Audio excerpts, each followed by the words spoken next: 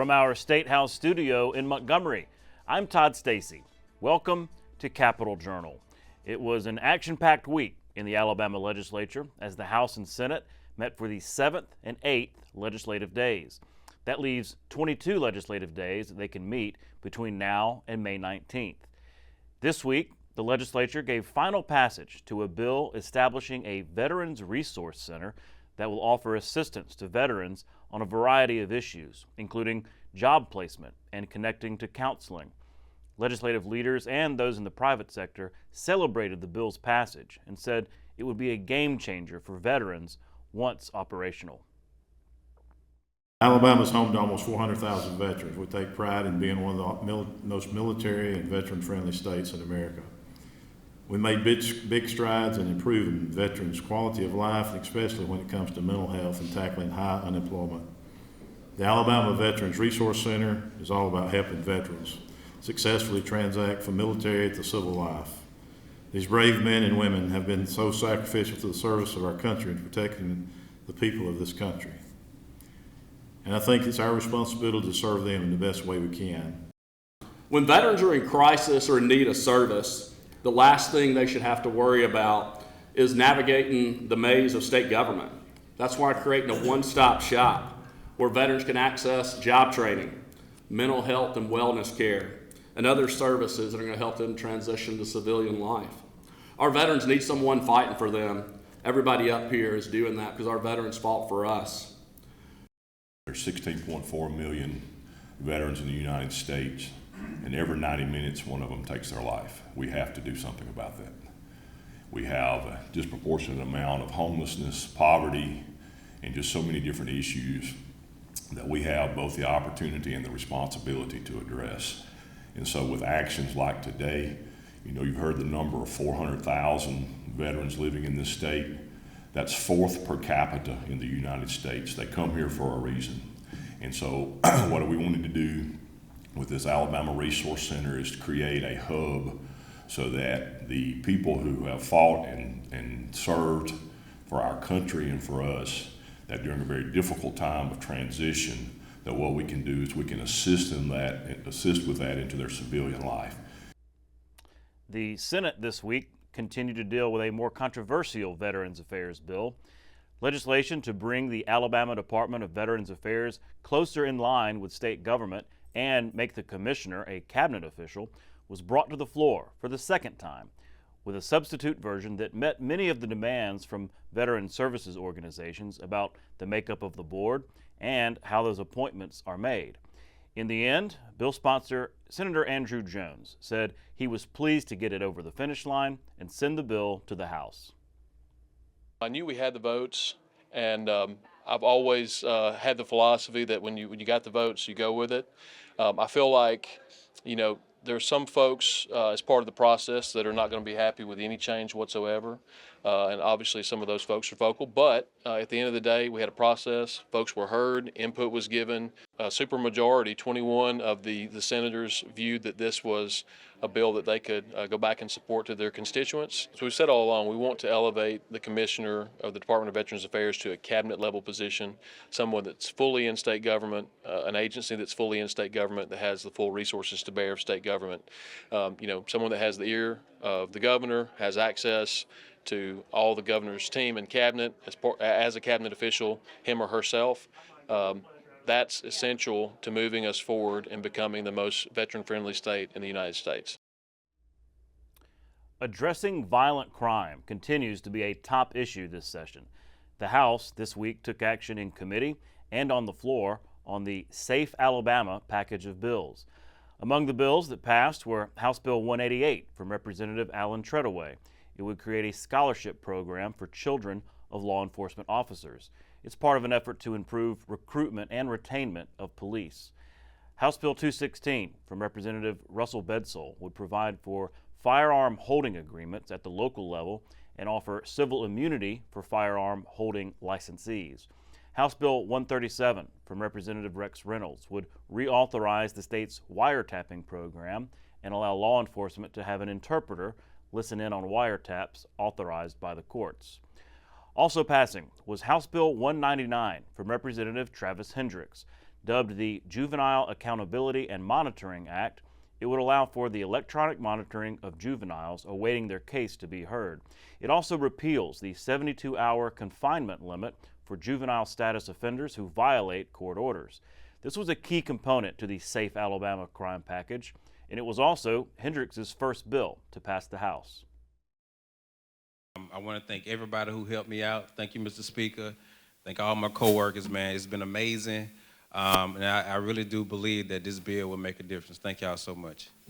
This bill was important because, you know, being a school resource officer at Jacksonville High School, when you're dealing with a lot of youth, a lot of kids, a lot of those kids, they just want attention. They want somebody that, you know, that can support them and be there for them. And as officers, we see it and we deal with it every day. So that's why this bill was important to me, to help, you know, juvenile justice authority, you know, probation's officer, the judicial system, to help them out, to let them know, hey, look, we trying to do everything in our power to assist and help y'all out. And like Trevor was saying, this was a bipartisan effort.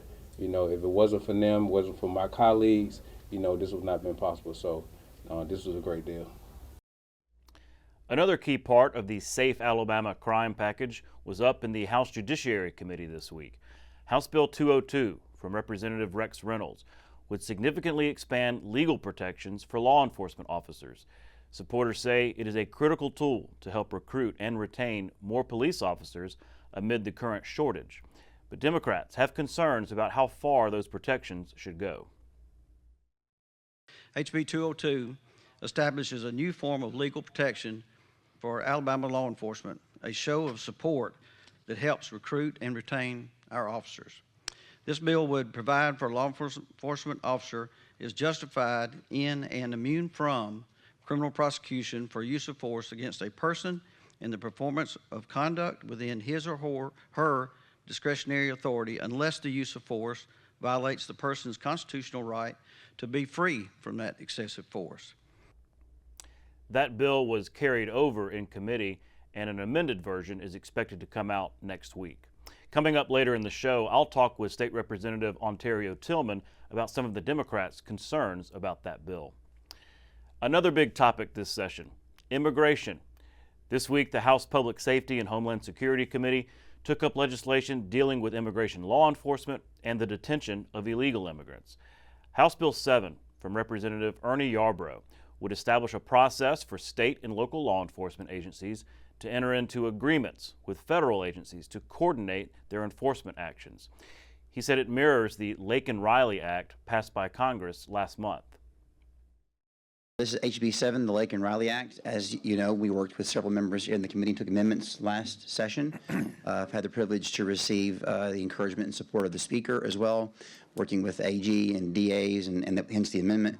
And very simply, it gives the ability in a more formal way for state and local law enforcement to work with the federal government in a guided and structured way to enforce existing immigration laws.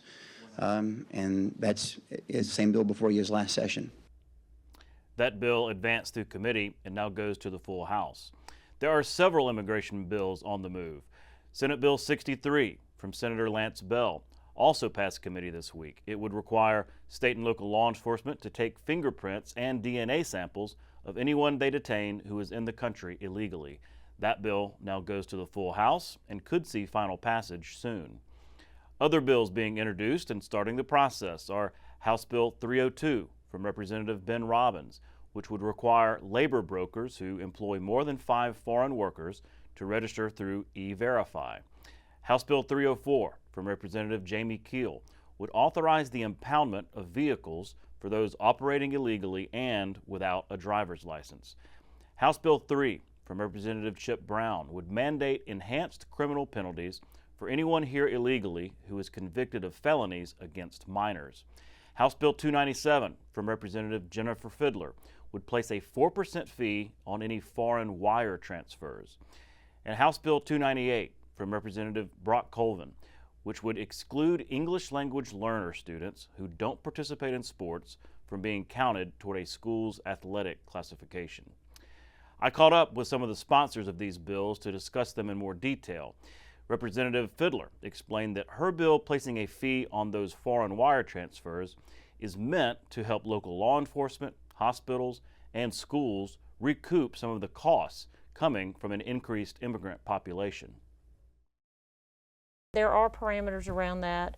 There is a sunset on this bill, and the reason being is because we don't want to have a fee on anything and we want to make sure we know the money is spent for this immigration assimilation programs, and that's the name of that fund. So the fee would come through the Securities Commission, who regulates. They would kind of watch that, make sure it goes to the Treasury Department with these two funds set up, 1.5% with the Sheriff's Fund, and then the 2.5% called the Community Immigration Assimilation Resource Program Fund. And that's how it would trickle down, with that study group that continues to watch that and assure that the communities are receiving the money and it's relieving the burden on those communities in those areas. Representative Robbins discussed the immigration package more broadly, saying lawmakers are taking a different approach this time around than from the House Bill 56 effort back in 2011. He said their proposals are targeted and lawful. We have a very different approach. I know what you said, that broad reaching. I'd say we're nothing like that bill, the bill you were discussing earlier.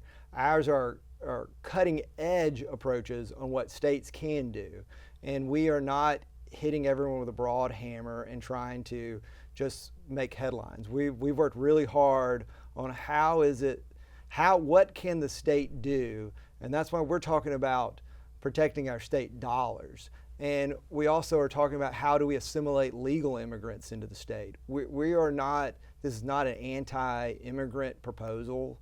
It's not, we still are a very welcoming state. We're just saying, how do we know that we are collecting all the taxes that we should? For instance, we're updating portions of the tax code to make sure that, because some immigrants don't get Social Security numbers, but they have a USCIS number, we're now going to require every employer to notify Department of Workforce of a USCIS number so we can properly tax that immigrant. And then on the flip side, we make sure that immigrants aren't receiving benefits they shouldn't be receiving, just like we do with every Alabamian. In the Senate this week, lawmakers passed Senate Bill 1, which would offer workers' comp insurance to teachers and other education workers. Senator Sam Givhan said he was surprised to learn a few years ago that education employees don't have workers' comp, so he began a process to remedy that. But we don't realize that we entrust our most precious possession to those teachers, those administrators in the classroom to keep them safe, and oftentimes teachers are not safe. So again, I want to just thank you for bringing this legislation. It is much needed. It is overdue. She was making an effort to go and try to keep a student from hurting himself or herself, and she ended up colliding with a metal post or something like that on the playground, and is permanently totally disabled.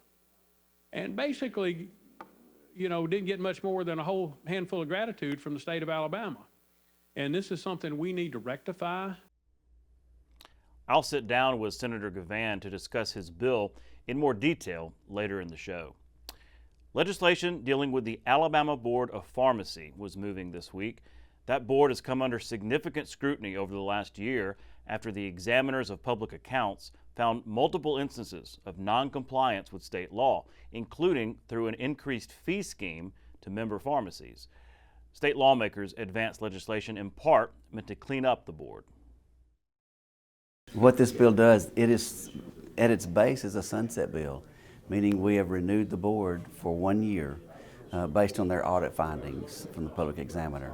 Built into that renewal is a lot of changes in how the board operates, which is not a typical sunset renewal. Typically, it's just a renewal. So we have really changed a lot in how the board operates, how they're structured, and how they define fines and penalties and civil penalties and such. So it is it's a very complicated bill regarding when it comes to sunsets. We're not all the way finished with it, right? We have another step to take from the floor of the House, and then it goes to the Senate. But Senator Kelly and I have worked hard together on this, and I feel like we're right where we need to be with it. It is a bill that does change a lot in how the pharmacy board operates. But at this point, you know, their guidance was vague, and this clears up so much stuff. I've learned a lot about the pharmacy industry and the legalities of how they operate, and so I'm better from learning all that, but at the same time, I want to make sure that the board had clear guidance and that the pharmacists and the producers and the manufacturers have clear guidance about how they need to operate it when it comes to people in the state. So it was a learning experience for me. And that bill did pass the House and now goes to the Senate. And it's not the only bill impacting pharmacies this session. Pharmacists across Alabama say they're struggling to stay in business due to the way they're reimbursed for prescriptions. And lawmakers spent part of this week debating possible solutions. At the center of the issue, pharmacy benefit managers, or PBMs. They're companies that negotiate drug prices between insurance companies and pharmacies. Some say PBMs help lower costs, while others argue they're making medications more expensive and putting small pharmacies at risk. Capitol Journal's Jeff Sanders has a closer look at the debate in the Alabama Senate. The Senate Banking and Insurance Committee held a public hearing on two bills aimed at tightening PBM regulations. Senate Bill 93 from Senator Andrew Jones would prevent PBMs from reimbursing pharmacies at rates lower than what they paid for the medication. It also bans hidden fees and allows pharmacists to be more transparent with patients about drug pricing and alternatives. Senate Bill 99, sponsored by Senator Larry Stutz, takes a different approach, focusing on PBM's control over drug pricing by ensuring any manufacturer rebates go directly to consumers instead of insurance companies or PBMs. Stutz pointed to other states that have implemented similar measures and seen major savings. It's going to drive down overall drug costs. The state of West Virginia estimates they save $50 million a year in state money. Kentucky says $100 million, and they have bills almost exactly like the one we're passing. Pharmacists testified that the current system is unsustainable. Anna Nugent, who owns an independent pharmacy in Boaz, said she spent over $80,000 on a single drug last month, but barely made any profit after PBM reimbursement. And I got a profit of $71. That doesn't cover my staff. It doesn't cover the dispensing, like the transaction fees. We have to pay to receive a prescription for you, if it comes electronically. We have to pay to send a request to your doctor. We have to work our time. We have labels. We have all the overhead that all other businesses do. And we just want what's fair. With two competing bills in the same committee, Senator Jones says his goal is to push forward legislation that's both effective and realistic. I know Bobby Giles with the Pharmacy Association in Alabama has met with folks on the other side. We continue to and try to find a middle ground. As I said at the very beginning, my goal is to have the strongest bill possible that can actually pass and get to the governor's desk. At the same time, insurance providers raise concerns about enforcement. Ted Hosp with Blue Cross Blue Shield of Alabama said the state already has laws in place that need stronger oversight. The Department of Insurance needs more enforcement authority. So there's some things that we really do agree with the pharmacies on, and we'd like to work with them to make sure that we put those things in place. Following the public hearing, no vote was taken on either of those bills, giving lawmakers at least another week to possibly come up with a compromise. Reporting from the State House in Montgomery, I'm Jeff Sanders for Capitol Journal. The House also had a busy week, both in various committees and on the floor. Randy Scott reports on the House for Capitol Journal. Here's his story. Arriving at the Alabama State House early Tuesday are members of the NAACP. They want to address proposals and concerns with lawmakers. Here in Alabama, we have some major challenges. We have some major bills that we're going to be facing and discussing. Action in the House chamber starts with bills such as House Bill 188, offering long-term law enforcement officers financial aid for family members. Designed to provide financial assistance for college tuition and associated expenses to eligible dependents of long-term law enforcement officers. The program is administered by the Alabama Commission on Higher Education and applies to undergraduate programs and participating public technical schools, colleges, and universities in the state of Alabama. Also in the House, Senate Bill 70. Its purpose is to provide help for Alabama veterans ranging from living arrangements to career training. This initiative serves as a bridge between a veteran's last day of military service and their first day in the private sector. The AVRC would help lower veterans' unemployment rates, screen and provide for mental health disorders, and assist with veteran housing options. House Bill 188 and Senate Bill 70 are approved. The House Public Safety and Homeland Security Committee features a lengthy debate on House Bill 103. Representative Barbara Drummond of Mobile sponsors this measure, seeking to improve rules for gun security.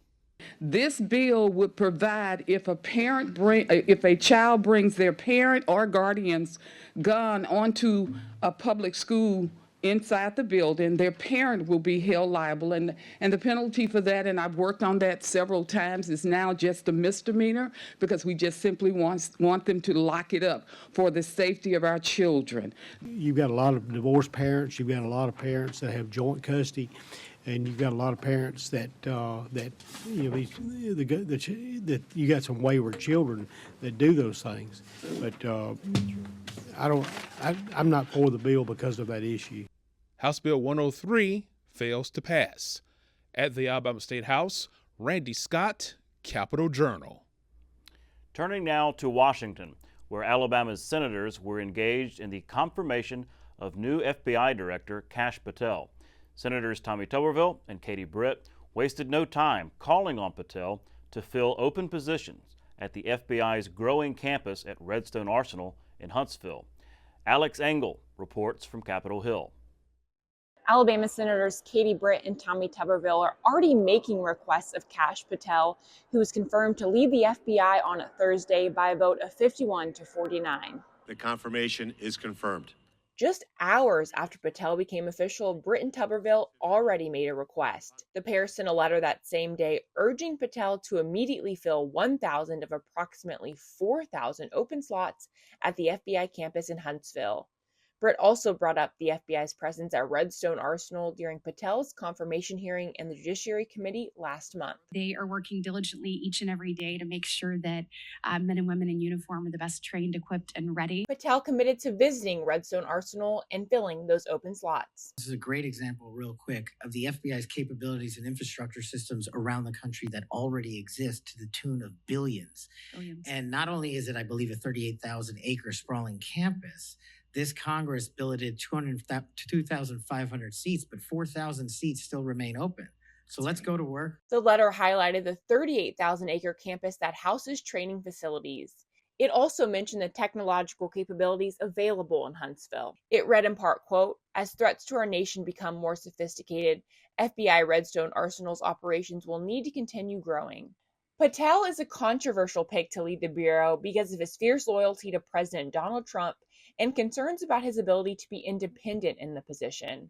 But Britt and Tuberville have stood by him throughout the confirmation process. It's going to take a lot of hard work to right this ship. Trust has to be put back into the FBI. Kash Patel is the right man to do a job. While Britt and Tuberville tout Redstone Arsenal as a defense hub, Huntsville is bracing for potential changes. Elon Musk's Department of Government Efficiency is examining NASA and the Department of Defense's contracts and funding, leading to uncertainty for federal workers. Boeing is planning to lay off 71 people in Huntsville because of changes to the Artemis program. But Tuberville remains confident Redstone Arsenal will be spared from a major impact from DOGE. We obviously need everything that we have in Huntsville, especially when it comes to space. Reporting on Capitol Hill, Alex Engel, Capitol Journal. This week marked Higher Ed Day here at the State House. Students and administrators from Alabama's 14 public universities gathered here in the capital city to rally in support of higher education and tell lawmakers about the positive impact it has on the state. The day included a parade, a rally at the State House, and a barbecue lunch for lawmakers and staff on the Capitol lawn. We couldn't be any more pleased to have the opportunity to share the story of our public universities with these elected officials who every day are making very difficult decisions. And we just want to help them understand why we believe that universities are so critical. Every one of these 1,000 students here came because they have a dream. They have an interest in pursuing that dream, and they've chosen Alabama's universities as their place to invest their time, their energy, their resources, and we want to make sure that our elected officials understand the passion that our folks have for this dream and for this opportunity, and the role our universities play in making those dreams turn into a reality. And today we are here advocating for not only graduate student retention in Alabama, but also funding from the government for our universities. As we know, college is kind of one of the main bases of the state of Alabama, but there is not much retention when it comes to students who graduate from colleges in Alabama. So our big goal this year is to try to encourage college graduates to build their businesses in Alabama, try to stay in Alabama and follow their career paths, and maximize with everything that the state has to offer. Some political news this week. Secretary of State Wes Allen announced that he will run for lieutenant governor in 2026. Allen has risen fast in Alabama politics, first elected to the House from Troy in 2018, then elected statewide as Secretary of State in 2022. In the announcement, Allen said he's gained a lot of experience in both of those positions and wants to apply it to the Lieutenant Governor's office. That seat will be vacant on the 2026 ballot, and several candidates are expected to run. Like I said, action-packed week. We'll be right back with this week's guests. You can watch past episodes of Capital Journal online at video.aptv.org. Capital Journal episodes are also available on APTV's free mobile app. You can also connect with Capital Journal and link to past episodes on Capital Journal's Facebook page. And you can listen to past episodes of Capital Journal when you're driving or on the go with Capital Journal podcasts. Keep up with what's happening with Capital Journal.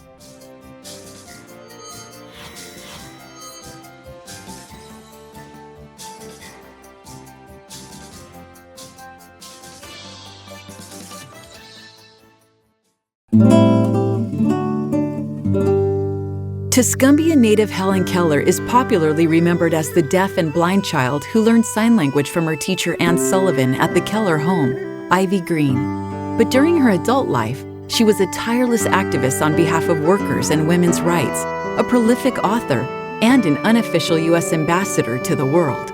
Her most famous publication is her best-selling 1903 autobiography, The Story of My Life. Through her work with the American Foundation for the Blind, Keller advocated for broadened educational and employment possibilities for blind people, and the State Department funded her international travel and advocacy of people with disabilities.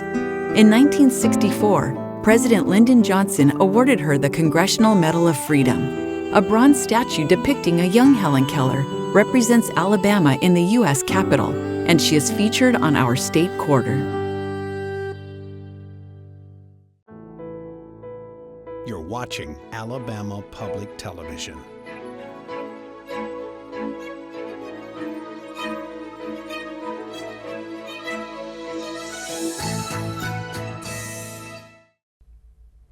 Welcome back to Capital Journal. Joining me next is State Senator Sam Givhan from Huntsville. Senator, thanks for coming on the show. Hey, glad to be here with you today. It's been a busy session so far. Up in there in the Senate, y'all have been fast at work. Big issues, crime, immigration. But you have the first bill, SB 1, right? The first filed bill of the session having to do with workers' comp for teachers. I know you had this last year, but you've brought it back this year. Explain what this does. Sure. And unfortunately, I had to disappoint a lot of my fellow senators of both parties have come up because they wanted to be co-sponsors. And last year, I had many of them to be co-sponsors, but I wanted that coveted SB 1. I heard Pat was accepting bills, we were starting to take bills, and I just rushed down there and got it in, so I got SB 1. But so it got tripped up in the House last year, just late in the calendar, and that was unfortunate. But had good conversations with the Speaker, and it's going to be one of their priorities this year. And so what it is, so many people don't realize, our teachers and other people that work within the educational system do not have workers' compensation benefits for on-the-job injuries. And so what this does is it establishes a fund and that will provide workers' compensation insurance for our education employees. I mean, so many people have to, dealing with I mean, first of all, people can just get hurt anywhere on any job. It's obviously less likely in, you know, an educational setting than it is, say, for a construction site. So our state employees, for instance, with, you know, Department of Corrections and with Department of Transportation would have a higher accident rate than our injury rate, maybe not be an accident, than our teachers would. But we also have some teachers that are dealing with, you know, emotionally conflicted children and things like that, and they're sometimes very strong and have hurt some of these teachers. And you know, we've got some just terrible stories, and I've had some people reach out to me and they're like, hey, if I can help you with this, you know, it was 20 years ago or whatever, and they're telling me about how they were mistreated when they were you know, public education employees, not being compensated for their time off, not being compensated for their injuries, and having to make a claim with the Board of Adjustments. And everybody agrees that the Board of Adjustments process that we have now is not working. So we need to have, like we do for our state employees, we need to have a workers' compensation coverage, and it's passed unanimously in the Senate, and look forward to working with people in the House. The Speaker has been very supportive of this, and so look forward to getting this across the finish line this year. I was going to ask you, what happens now if you do get hurt, if you're a teacher? I'm also thinking about like lunchroom workers, things like that. Maintenance workers, sure. Full-time bus drivers. You so know, what happens right now if somebody does get hurt on the job? Right now, and this is still preserved, is that for 90 days, the local school board has to, you know, pay them for that, but only for 90 days. And some of these people are permanently and totally disabled. I mean, it may be unusual, but it happens. And sometimes injured for a longer period of time where 90 days isn't going to be enough. And so, and then also some people are not covered by PHIP, which is the insurance company for our public education employees. And don't ask me what exactly PHIP stands for, but it's Public Education Health Insurance. And so some people aren't covered by that. And PHIP has worked very well with us on this because they're going to continue to cover the health care costs, which is so many times what we're really talking about here. They're going to cover this under their existing program for their PHIP employees. Now, not everybody's covered by PHIP, so we would be back, you know, protecting those people that don't already have PHIP. We would also be able to provide some long-term protection because if you've got more than 10 years in the system and you are permanently disabled, you could take early retirement. You can't do that if you're short of 10 years. And unfortunately, some of these bad situations were less than 10 years in the system, and so we would be able to provide them long-term, you know, compensation, you know, for their injuries that they suffered on the job. So we're really bringing things down to where I think certainly putting it on par with the state employees. What we do there, it's not, candidly, it's not as great as private insurance would be for workers' comp, but it's a much better situation. And I think the public education people I've heard from are really excited about it. Sounds like it's on its way to passage this year? I'm pretty confident that it will be. Okay. You also have a bill dealing with the age of medical consent for, you know, I guess raising that age. Talk about what this bill does and why. So SB 58 is the bill number, and there's actually a couple different, or well, not a couple of different. There's a House bill version of it, and there's a similar Senate bill version that Senator Stutz is carrying. And we're working in concert together with Susan DuBose in the House to try to work with the medical community and other people that have questions about this. They being primarily the medical community has expressed some concerns about it. For the viewers that don't know, right now the age of consent in Alabama for medical decisions is 14. And we're one of the few, very few in the nation that is that low. Most states are 18. Some states are 16. Some states are 16 for mental health issues. So the medical community and others have come forth with some concerns. We've done a number of carve-outs for abuse situations. Obviously, we don't expect children in an abuse situation to have to get permission of from their parents. We've got carve-outs for emergencies, or a number of carve-outs for kids that graduate from college, from high school rather early and go on to college, or whether they go to college or not. If they're emancipated, under a long list of things, we're preserving those type of things. For instance, if a child gets pregnant, then they become the parent, and so they would basically be free of this, and they would have control over their child's health care decisions. So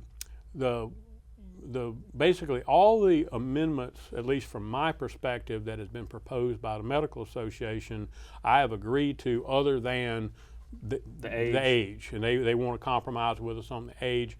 And frankly, that's going to be a caucus decision, perhaps. I don't know that we'll make it this next week, but within the next 2 weeks, I think our caucus will make that decision about how we're going to proceed. What's the difference between 16 and 18? Why would there be a... Well, a lot of people say, hey, my kid's 16, I want to send them to the dermatologist by themselves or whatever. Well, you can always give a waiver. I mean, that's built in, and if it's not built in, I can put a formal, waiver position in there, because if, a parent for whatever reason wants to release that authority, I'm all for them doing that. That's their freedom to do so. So one of the arguments is that, well, the kid can drive themselves to the doctor, the age ought to be 16. That's something we'll be debating. Okay. You also had the legislature was recently presented with a report about our ethics code. Had some, pretty tough criticisms of it, but also some recommendations. I'm wondering how that has been received in the Senate. So I haven't heard, I don't remember how many pages it is. It's significant. But it is significant. And somebody had said something about, well, I read the whole thing and it's 100 and whatever pages. And somebody leaned over to me and whispered and said they didn't read it because it's X number of pages, which is a different number. But nonetheless, so it is very thoughtfully written. It's by Jim Bopp, who's a very well respected member of the legal community. He is on the Uniform Law Commission with me. I should say I'm on with him. He's been on for a while. Cynthia Allman and I are relatively new appointees to that commission, but I got to meet him through that. And he has evaluated our bill and compared it to the American Law Institute standards for ethics for government officials. He's compared it to many other states, or maybe every other state, but there's a very thorough comparison. And Jim Bopp is he's a very constitutional oriented person, and he's compared a lot of the issues there and being basically violative of free speech and other issues, what he considers to be unconstitutional burdens that our current system has. So we're going to look at that. We're going to see how we can take the regime that Representative Wood worked with last year, and I was able to make a lot of amendments to in the Senate. We were going to start with the Senate version. Now, we never passed it out of judiciary. We adopted the substitute because there were some loopholes in there I felt like needed to be closed down. We did some tweaks here and there. And so we were going to start with that Senate judiciary substitute, and then we were going to look at where did the Bopp report say we were off base, and so we'll go from there. Hopefully, we'll be working on that over the next couple of weeks, and then the members will get a chance to. Everybody's had a chance to review it. How many people have actually reviewed it, I couldn't say, but we'll have more discussions on that as we go forward. Always a thorny issue, ethics, but so important because it applies to so many people. While we still have a little bit of time, I wanted to ask you about the State House. It's hard to ignore this building going up just right behind us here. They seem to be really going fast on that. You're chairman of the committee that y'all really got that in motion. So I'm wondering, what's the latest? Are you pleased with the progress so far? We're very pleased with the progress that we've had. Very pleased with the, and of course, somebody said, well, you should take all the kudos when you get them, and we obviously have been involved here in the legislature, but Retirement Systems of Alabama is one managing this, and they've done I think a great job so far. They've helped tamp down the cost. We've had to rework some bids. We were not, and I would say more RSA had a more of aggressive calendar. So some people say, hey, you've been delayed in your construction. Not the Senate and the House. we had a more, I think, the goal was to be available to go in for the next quadrennium. So the people 2027. Right. So those of us that are serving now, unless we're reelected, are not going to be able to serve in this new state house, from our perspective.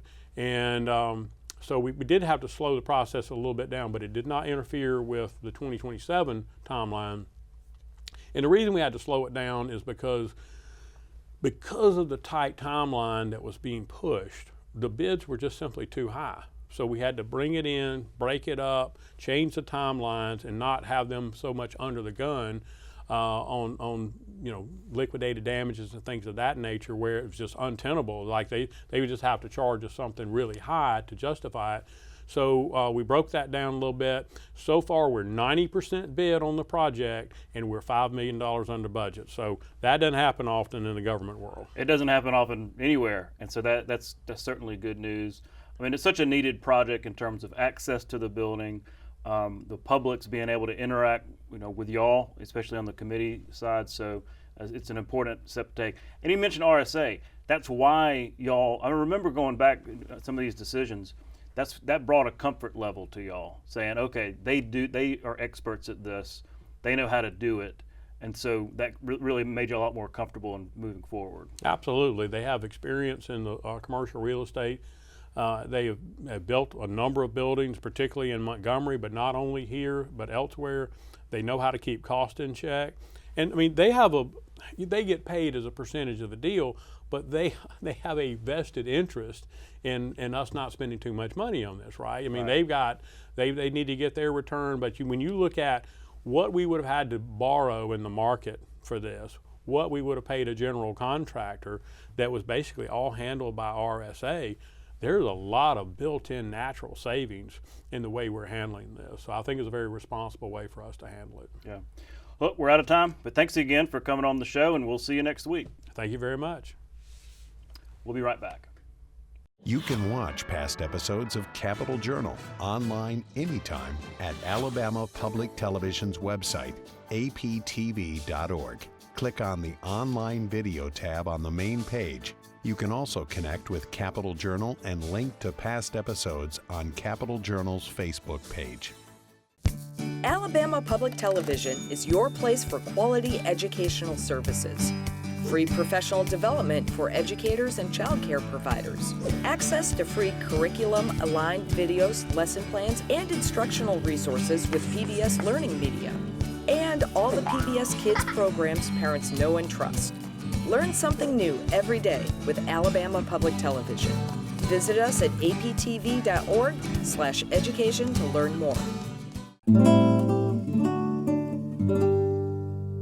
Aniata native Brian Kirkland is a gold medal U.S. Paralympian. He was a member of the 2000 and 2008 gold medal teams in wheelchair rugby and won bronze in 2004. Kirkland played wheelchair rugby for 18 years, winning 5 national championships. He also medaled in 3 different events at the 1998 World Wheelchair Games and was named the United States Quad Rugby Association Athlete of the Year in 2003. He was inducted into the Alabama Sports Hall of Fame in 2012. Welcome back to Capitol Journal. Joining me next is State Representative Ontario Tillman from Bessemer. Mr. Tillman, thanks for coming on the show. Absolutely, glad to be here. Well, we're talking about the issue of crime. Yes. It is probably the signature issue of this session. Yes. Governor says it's her top priority. Most legislative leaders have said it's their top priority. And there is some bipartisan, common ground on this. But with this police liability bill, that has been the most controversial piece so far. Your caucus has voiced some concerns about that. I was hoping you could give voice to some of those concerns about this bill that would offer liability protections to police. Yes, and from our inherent position, we agree that the crime is rampant and that we do need to make a difference. And it's time for us to come together to do that. That's something that we agree on as, Democrats as well as Republicans. But when we're talking about House Bill 202, which is the police immunity bill, as some people call it, back the blue bill, our position is that it's becoming too expansive when we're dealing with police immunity, because we believe that the vast majority of our officers are out here doing their job, and they're doing their job to the best of their ability. And we support law enforcement, but we also don't want to close the door on citizens, everyday citizens, when they're trying to file lawsuits against quote unquote bad officers. And we believe that it's too many procedural hurdles in this way as the bill is currently right now. Okay. The instances of brutality or shooting, yes, wrongful shooting, that's the kind of thing you're worried about? Yes, in terms of, because it's dealing with excessive force. Okay. And in Alabama, we do have immunity for officers currently as we do right now. But as the bill is in its current form, it's problematic. And we don't want to, as I say, we don't want to expand it. But to the credit, because Rex Reynolds is carrying the bill, Representative Rex Reynolds is carrying the bill, and he's been amenable to meet with us, to talk with us, as well as the governor's office. So it's been a ongoing working relationship thus far, and it's been pretty good. I was going to ask about that because I'm hearing that there could be a new version of the bill coming. Yes, absolutely. Because matter of fact, we just had a meeting to discuss some of the issues and some of the concerns that we may have on the bill. So they're accepting the concerns, and they're going to go back, rework the bill, and then issue another sub potentially. But I really want to commend Representative Reynolds as well as the governor's office for doing so. Mm-hmm. Well, it's good to see conversations happening about that. Yes. On the issue in general, on crime, what do you hear from back home? What do you hear from your folks, maybe in the law enforcement community, or folks just concerned about the issue of crime? What are they asking for in terms of solutions? Well, most people are asking for safety. They want to be protected. They want to be safe in their own homes, in their own neighborhoods, which we all agree to. And when you're looking at it from the law enforcement side of it, they want to make it home as well. They want to be safe, and they have every reason to do so. See, to me, when we're talking about back in the blue, then let's do more things to help our police officers. Why not increase police officer pay? Why not provide more additional training to police officers? Why not provide incentives when it comes to buying homes, purchasing cars? We can do different things of that nature to really show our appreciation to our officers and let our officers know that we really do support you guys, and we're going to give you whatever tool you need to effectuate an arrest, to solve a crime, and to protect and serve. Mm-hmm. I know that Glock switch proposal has been supported by a lot of police because they could be endangered by some of these things, and they're seeing it threaten citizens as well. Yes, and that's a bill that is filed by Representative Insler that we're trying to outlaw the Glock switch, which pretty much every law enforcement agent that I spoke to is in agreement with that, because it shouldn't be on the street.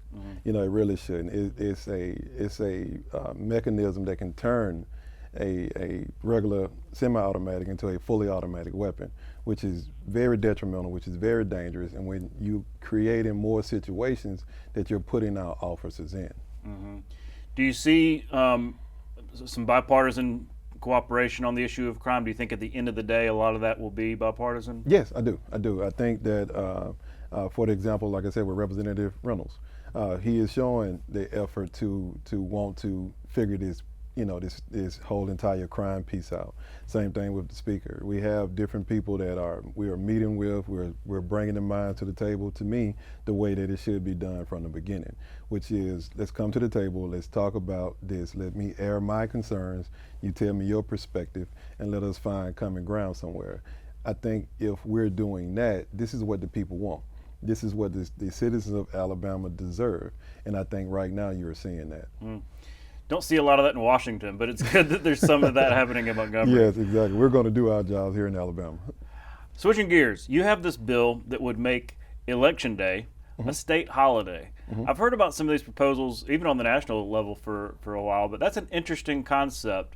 What's the feedback you're getting? Well, the feedback is, of course, it's mixed. I think a lot of people do like the idea because we want to make sure that the emphasis on our elections are paramount, because they change lives, they affect people's futures, they affect our lives in a number of different ways. So why not make sure that we can increase voter engagement, voter turnout, make it a state holiday. So now you can go to the polls at different times. It also can reduce the amount of time that you're standing in voting lines. So the bill has a number of positives. So we're trying to make sure that we can continue to do that and push that forward and make voting, because to me, we shouldn't have barriers when it comes to voting. It should be done with ease. And I think if we can do that, that's a step forward. Mm-hmm. Of course, not everybody gets off on state holidays, right? So yes. If you're in the private sector, you might have to work. You may have to. What about that?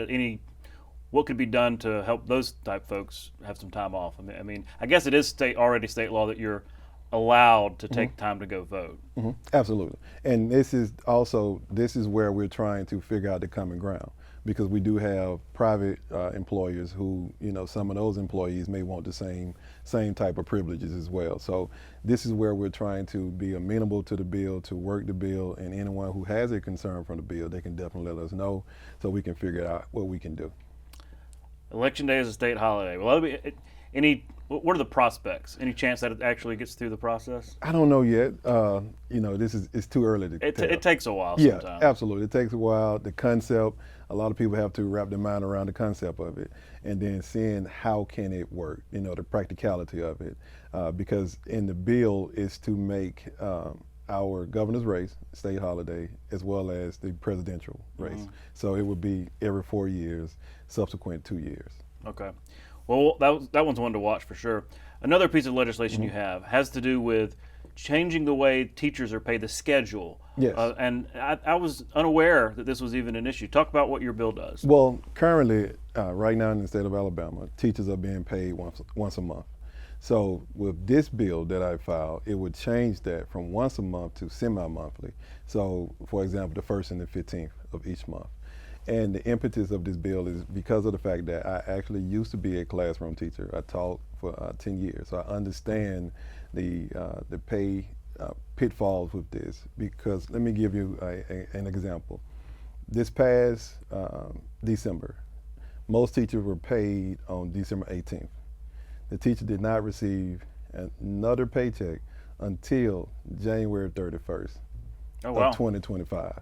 Look at that long period of time that they have to go and to, figure out ways to make ends meet. Right in the middle of the holidays, too. Yes, and it's very dismissive to say, teachers have to budget better.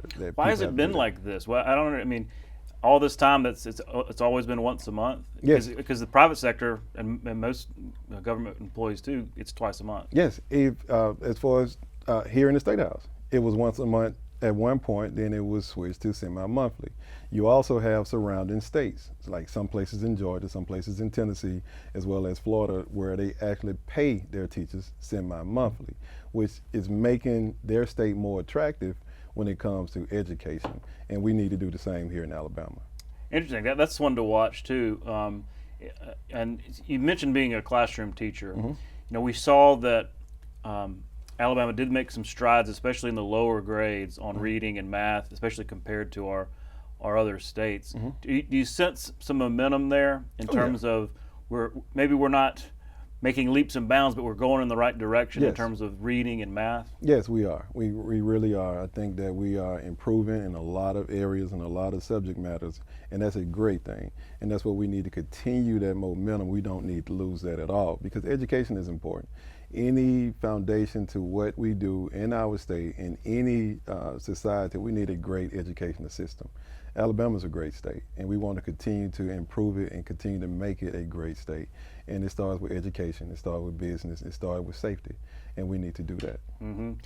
Well, I appreciate your time. I know there's a lot going on in the legislative session, but I really appreciate you coming to share your perspective, and we'll see you next week. Absolutely, glad to be here. We'll be right back. You can watch past episodes of Capital Journal online at video.aptv.org. Capital Journal episodes are also available on APTV's free mobile app. You can also connect with Capital Journal and link to past episodes on Capital Journal's Facebook page. And you can listen to past episodes of Capital Journal when you're driving or on the go with Capital Journal podcasts. Keep up with what's happening with Capital Journal.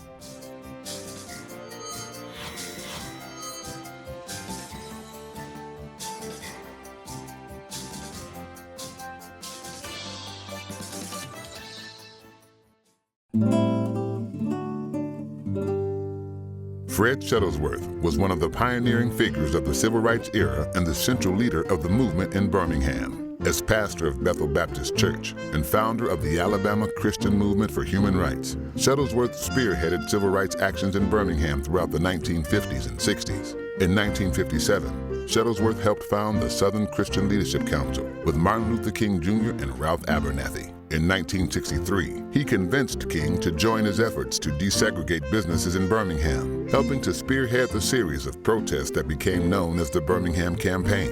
Press coverage and public outcry over the brutal treatment of protesters pressured President John F. Kennedy to introduce into Congress legislation that would eventually become the 1964 Civil Rights Act. In 2008, the Birmingham Airport was renamed the Birmingham Shuttlesworth International Airport in his honor. APT is Alabama's storyteller. Stories of Alabama history.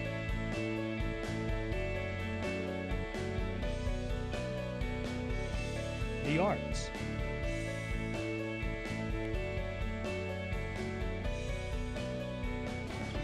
Alabama music.